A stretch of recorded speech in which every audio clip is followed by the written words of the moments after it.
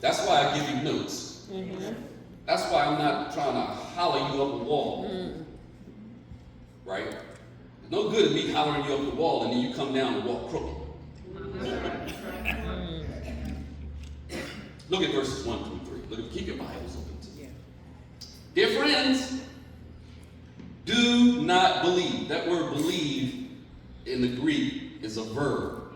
And it's in the imperative, meaning it's the strongest command that a human being is given to say.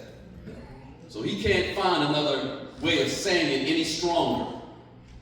God is not telling us that maybe we should do it. God is telling us by command through John not to be so gullible.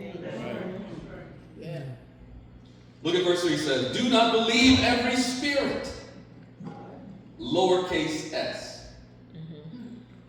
Person is made of mind, body, spirit. The core of the person. See, we keep looking at the exterior.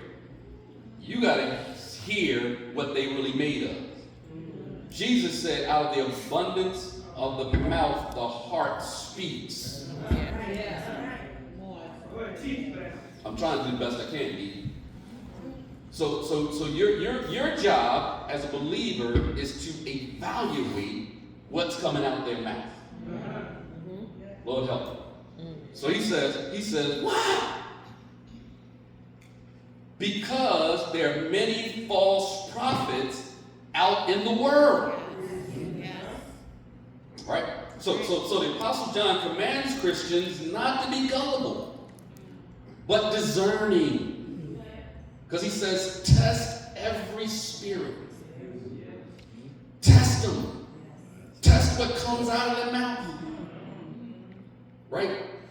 Not only test what comes out of their mouth, but test how they live. He says, at times, we don't recognize false teachers because we don't do our homework. We're not Berean.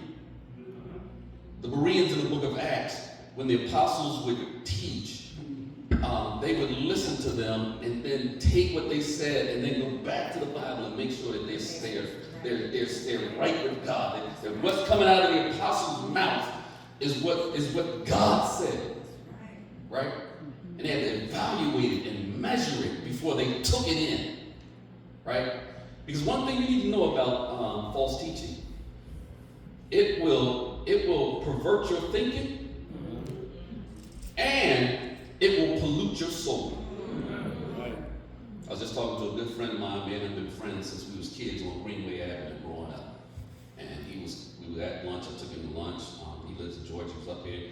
Me and him had a slap at a good time. And near the end of the conversation, I don't know whether it was trick of the enemy, but he said he slid this, and he did this. I've seen him for quite a while. And I know he's a Christian. He's a Christian man. We had our testimony. We shared our Christian faith stories. And he slid in this person. He said, if you ever listen to it, I'm not going to say his name. Don't you be perking up saying it. And he slid the person's name in.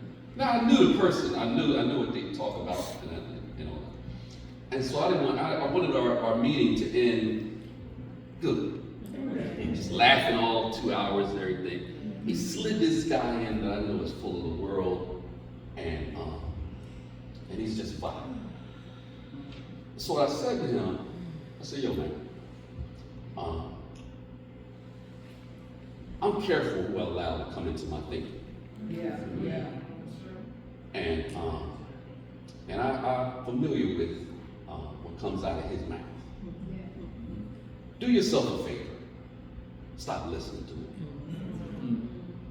Because you're bringing damnation to your soul. You don't want to take that stuff on. You got 3 daughters. You don't need to. Because I'll tip you off when you talk about it. I told him that. Now, what he does with it is up to him.